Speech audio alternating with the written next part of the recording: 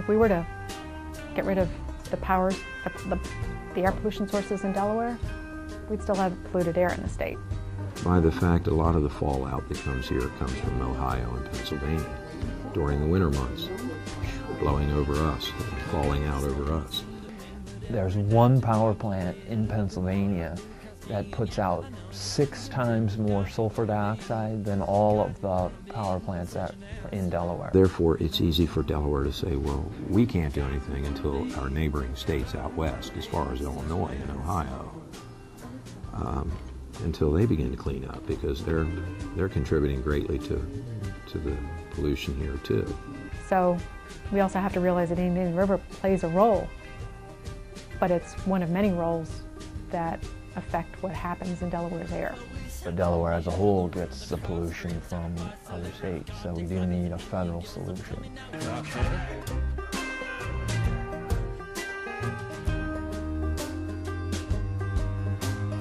went to bed and been seeing why every day turns out to be a little bit more like Blue Cascade. Yeah, I know he's a pretty good read, but God, he'd wanna be such an asshole.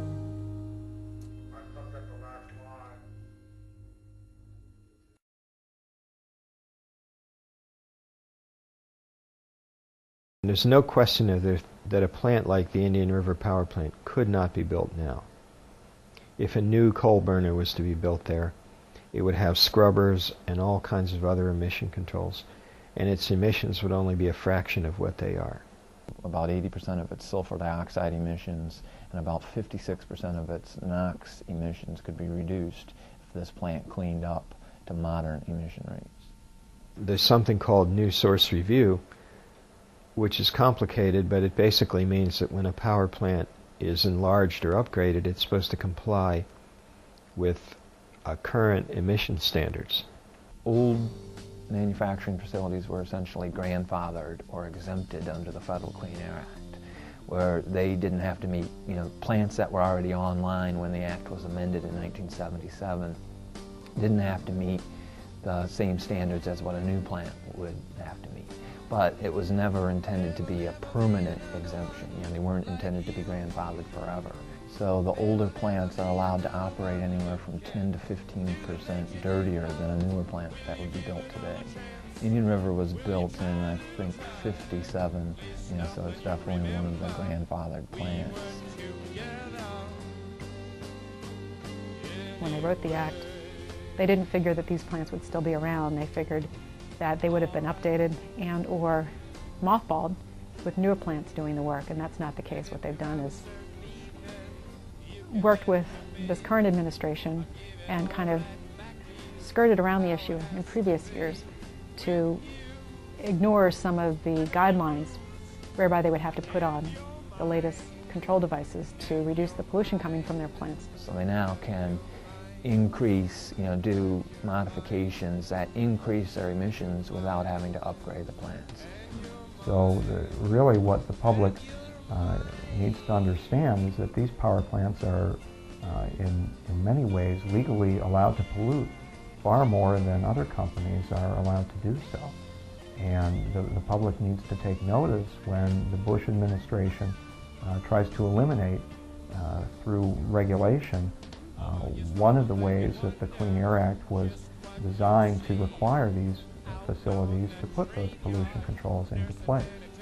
So they can make upgrades to their facility at 20% of the cost without having to put on pollution controls. So they essentially could, in 5 years, 20% every year, they could upgrade, completely rebuild their facility without having to put on pollution controls. That was never the intent of the Clean Air Act, and they essentially have done away with New Source Review.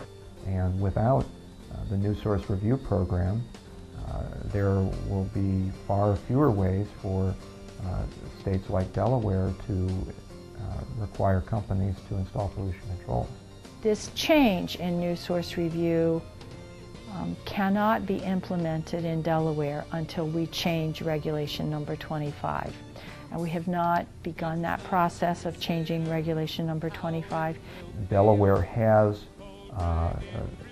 joined with other states that are fighting the changes to the new source review program proposed by the Bush administration. We must make a presentation to EPA that our regulation does not contravene the federal regulation.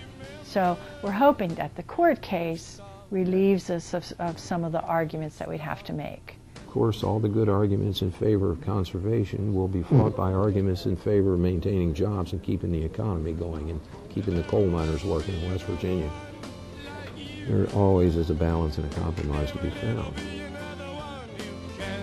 Do the things you do, oh, will you give another chance? Will you try, little try? Please stop and you remember we were together anyway.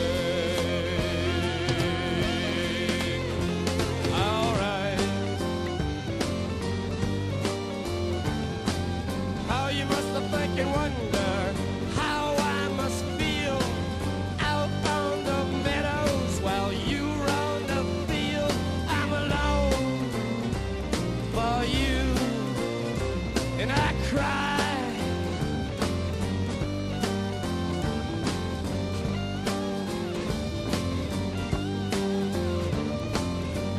Sweat, look at it.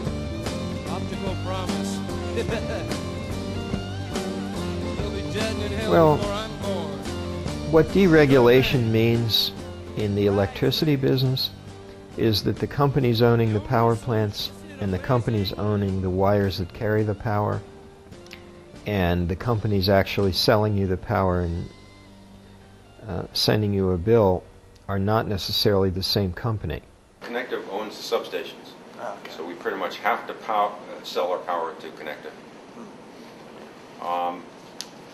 That wasn't really that's not the way deregulation was supposed to work.